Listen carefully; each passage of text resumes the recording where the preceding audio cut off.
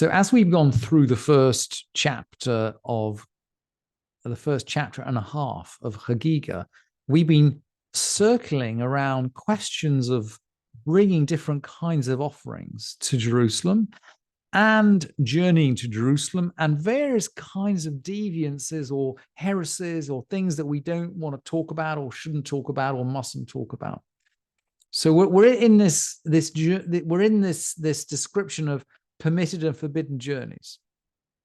And as we pick up in the fourth Mishnah of the second chapter, we are going to come back to this juxtaposition of the forbidden and the permitted. And the Mishnah begins very innocently, actually. There's no sense of heresy or forbiddenness. It begins very innocently. Atzeret shechala liot erev Shabbat, Beit Shammai omrim yom tevoach lachar Shabbat. Uveit Hillel omrim ein la yom tevoach. When Shavuot, the word for Shavuot in the Mishnah is always atzeret. So the Mishnah begins, Atzeret shechala liot erev Shabbat. When Shavuot falls on erev Shabbat, in other words, Shavuot falls on a Friday. And Beit Shammai say, the day of the slaughter is after Shabbat. So Beit Shammai are not going to slaughter the offerings on the festival, on Yom Tov, on the Friday. They're clearly not going to slaughter them on Shabbat if they're not going to slaughter them on the festival. So they're going to go to the Sunday. They're going to go to the next day, the first day of the week. Uveit Hillel omrim ein la yom tevoach. And Beit Hillel say, there's no day of slaughtering. And you might ask yourself, what is it? What is special about Shavuot falling on a Friday? And in order to understand that, we need a verse. We need to go back to a verse. And we're going to go back to Vayikra, to the Parsha of Emor, chapter 23 in Vayikra. It's a famous verse. And we've mentioned it before, but it bears going back to. Usfartem lachem imachorat haShabbat. You shall count from the day after the Shabbat. Now, the Torah here is talking about the Pesach offering and the new grain offering on Pesach. But it says, Usfartem lachem imachorat haShabbat. You shall count from the day after the Shabbat. Miyom haviyachem et omer hatnufa, from the day when you bring the sheaf of wave offering. Sheva shabtot mimot tiena. You shall have 7 full weeks. And then until the day ad mimachorat haShabbat. Again, the word until the day after the Shabbat, ad mimacharat haShabbat hashvi'it, until the day after the 7th Shabbat. Tispuru chamishim yom, you'll count 50 days until the day after the 7th Shabbat. And you'll notice that the Torah here talks persistently about the day after Shabbat. Now we, in our rabbinic world, we interpret the day after Shabbat in this context as the day after Pesach. We count 50 days from Pesach. That's how we count the Omer today. But you could read these verses and say, no, we count from the first Sunday after Pesach. We count from the day after Shabbat. That's Sunday. Maybe we count from Sunday. Maybe Shavuot should always fall on a Sunday. And that's the way the Karaites hold. And various other heretics of the time of the rabbis held that you should always have Shavuot on a Sunday, because that's what the text says. So now, thinking about that kind of heresy, we can understand the sensitivity about doing the day of slaughter on Sunday. When Shavuot falls on a Friday, do we want to slaughter the festival animals on a Sunday, just like the Karaites and the heretics? Well, you can see why Beit Hillel say, no, there's no day of slaughter. Modim, they agree. Modim she'im chala liot b'Shabbat. They agree that if Shavuot does fall on Shabbat, sheyom tevoach lachar Shabbat, then the day of slaughter is after Shabbat. So they agree that far. But, and there's a but, they're making it clear that this is not Shavuot. How so? Ve'ein kohen gadol mitlabesh b'chelav. The high priest doesn't put on his special garments. Mutarim behesped u'ta'anit. Mourning and fasting are permitted. So if there's a reason to fast, you fast. If someone has died, you mourn. Shelo lakayem et divrei ha'omrim atzeret la'achar Shabbat. We do not want to establish the view of those who say that Shavuot is after Shabbat. We don't go that way. And that is the end of this section of the Mishnah. So we've journeyed, we've talked about sages who go off the derech, about things that shouldn't be taught. We've talked about possible heresy with regard to Shavuot.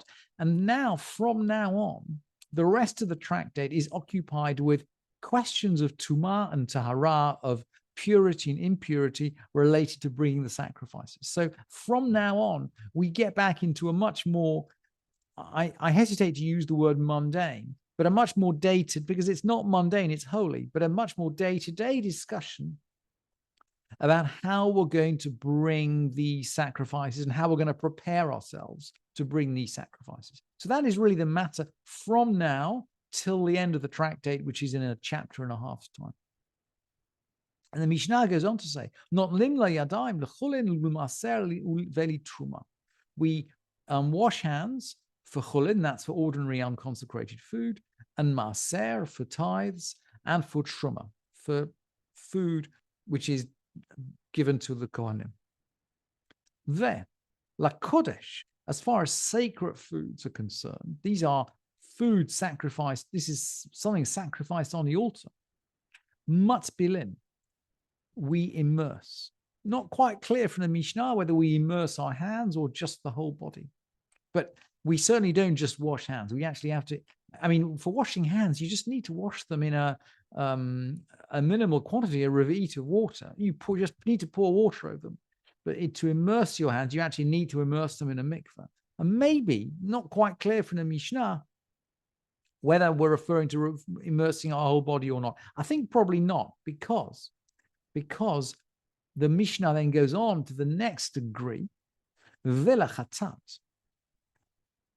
When the Mishnah is talking about the chatat, they're talking about mei chatat. They're talking about the water of purification. So the ashes, the red heifer, that are mixed up with the water, and then they're sprinkled. They're sprinkled on people who come into contact with a dead person or with a dead person. They effectively, it's the sort of it's the ashes that bring us back into the community after we've experienced the death of someone in our close family. With regard to these waters, mei chatat, im nitamu yadav nitama gufo.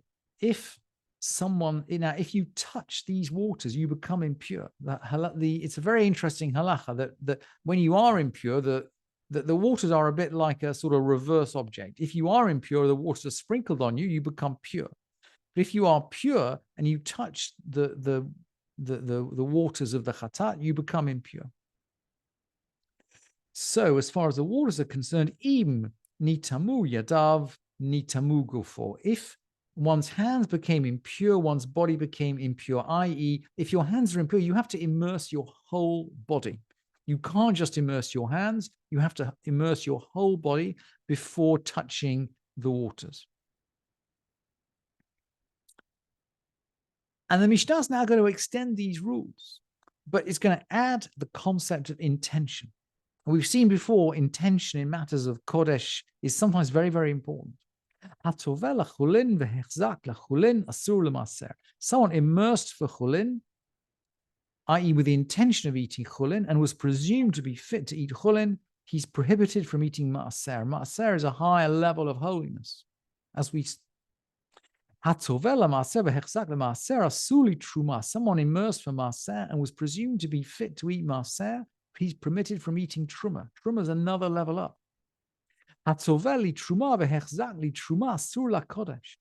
immersed for truma and was presumed to be fit to eat truma, but he's prohibited from eating sacred things.